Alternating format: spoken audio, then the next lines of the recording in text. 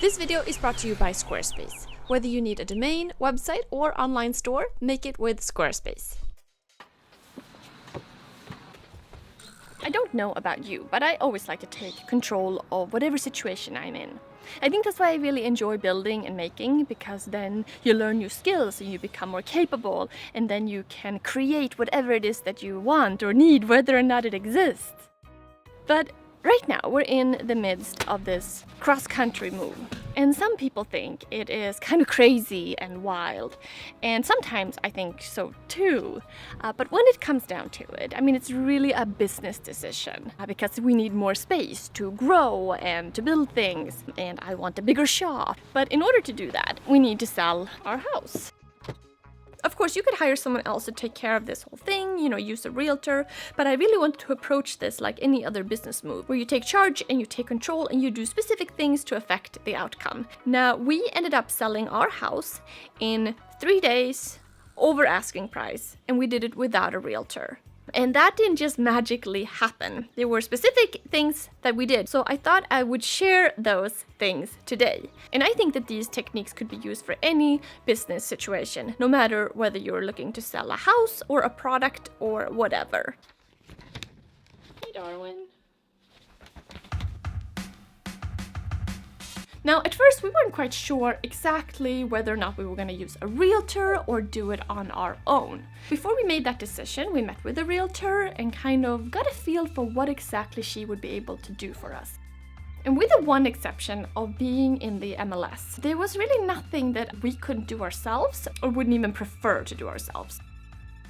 Now, I've been doing some research for a while, looking at the market, seeing what are houses going for, what are people listing them for, and what are they actually ended up selling for.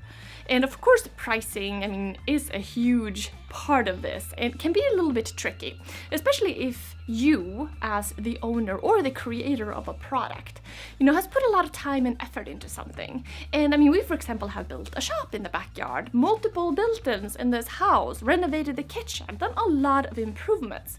And it's easy to say that I want to recoup that investment. I want to price the house accordingly. But we decided to not do that, but to price it to similar houses in the area that were nice and ready to move in. Now, the other thing that we did was to make sure that everything was super nice. And first of all, we probably spent the last 2 months or so cleaning like crazy. And I wouldn't say that our house was particularly dirty beforehand, but when you live in a space for a while, dirt just kind of creeps up on you. You don't even really notice it. We spent a lot of time cleaning. We pressure washed pretty much everything outside. We freshened up some areas with new paint. We did landscaping. We threw a bunch of stuff away. And inside, I did the kind of cleaning that you normally don't do, like clean the walls and the baseboards and the moldings. Oh, and we also took care of a dripping faucet and replace a screen door and anything that could trip up a buyer. Now, cleaning is one part, but having too many things around is another. And after we had done all this cleaning, I figured the house is ready, right? It's clean, it's ready to be sold. So at that point, I took some photos of the house, and then I studied those photos. And what I first thought was really quite perfect, there was actually way too many things around. It was too cluttered.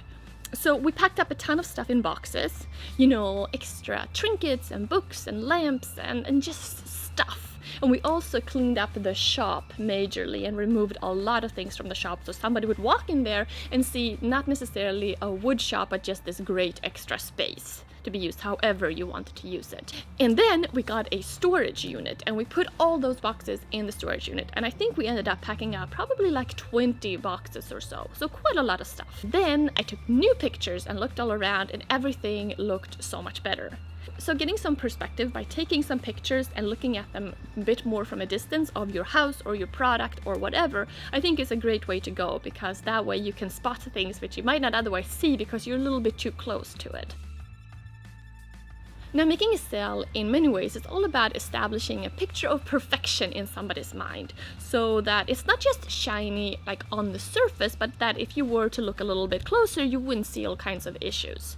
So in the same way, I wanted to make sure that everything in the house was nice and clean, not just the surface. So I cleaned out drawers and closets and, anything that wasn't like obvious, so that if someone were to open up that door or that drawer, they would see a picture of neatness. And so you kind of get this idea that if the drawers are neat, then the whole house must be, in good shape. So like one thing follows another.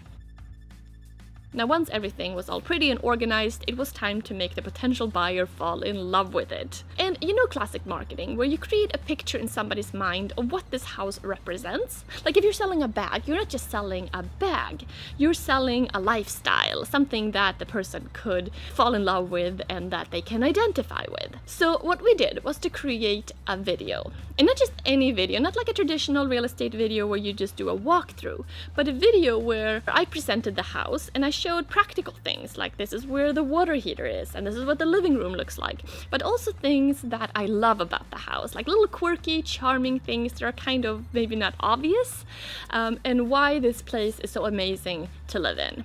And it's funny because the person who bought it, as well as many other people who contacted us, said that they absolutely loved the video. So that was pretty cool, and I think it was really helpful in getting someone to really picture themselves living in this house.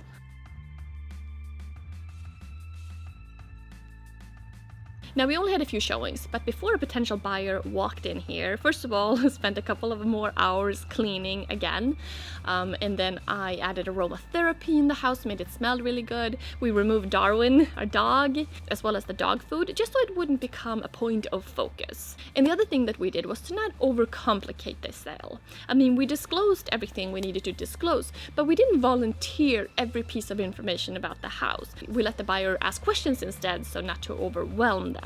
And I think it's important to remember to respect the buyer, because you're not looking to make a friend, you're looking to make a sale. So you need to be friendly, but it's a good idea to keep some distance, and just remember that everybody has their own interests to consider.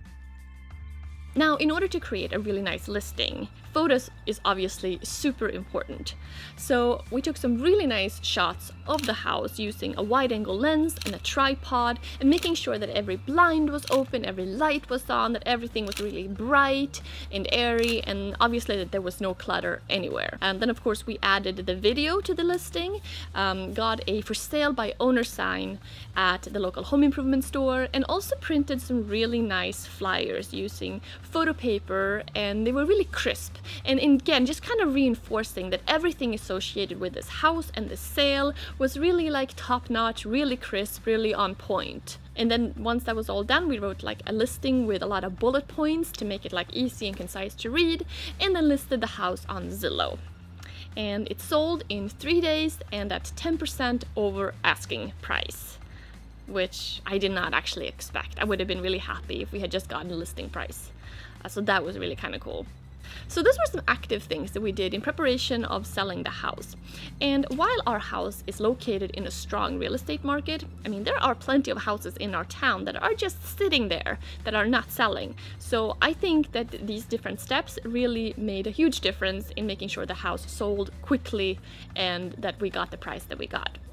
These points all come down to being prepared and doing your research, and I think that these techniques can really be used in any business situation, so I hope you got something out of it. And talking about business, I want to thank this video's sponsor, which is Squarespace. Now, Squarespace is great if you're looking to make a website where you want to sell your product or show off your portfolio, or maybe like me, gather everything you do. And I've been using Squarespace for years now, and I even run a small shop out of it selling beeswax polish, and they're pretty awesome. They got great templates, 24/7 customer support, and their system is really easy to use. Now, if you've been thinking of making a new site, then head to squarespace.com for a free trial. And when you're ready to launch, go to squarespace.com/Darbin Orvar to get 10% off your first purchase of a website or a domain. Now, thanks for watching. I'm gonna go and do some more packing now because we are leaving really soon.